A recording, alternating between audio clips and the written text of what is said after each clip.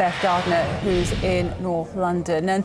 And Beth Gardner, welcome to Sky News. This tragic shooting with such young victims has awakened hopes for those who want to see tighter gun control laws. Do you think that's a realistic prospect? Well, you know, that is a very big question that people are obviously going to be talking about over the coming days. I don't know if I can think of an issue, in fact, I'm sure I can't, on which the partisan divide in the United States is wider. Gun control advocates and the gun rights lobby really, you know, completely fail to understand one another. They speak a different language and they don't you know, connect at all. So it's very hard to know whether there's going to be any kind of a compromise. I think what we're going to have to wait and see is whether President Obama, after sending some of the signals that he did yesterday in that very emotional news conference, is going to decide to take this on and push it. It's not easy. Democrats in the 90s used to use the words gun control and introduce legislation to tighten the laws. In the last 10 years, you know, we've seen even the Democrats really shying away from it. They feel that politically the support is not there. So does an event like this have the ability to be a game changer?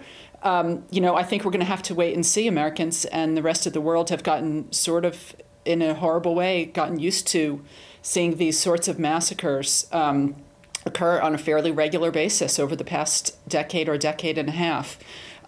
This one, you know, with so many children killed, certainly is uniquely horrific. If any event has the ability to shake up the politics of guns in the United States, you would think this is going to be it. But as I said, a lot will depend on whether President Obama decides to make a push for it, and also whether the gun control advocates are able to step up their game and push him to do that. There's been a little bit of buzz I saw on Twitter earlier today about a march on Washington demanding tighter gun control laws, but the NRA, the National Rifle Association, and the gun rights lobby is very, very powerful. They're very loud, and they've got a lot of money, and they spend it in Washington. If the other side can step up their game and make an equal push for that sort of an agenda of greater regulation, you know, you may see some response from the politicians.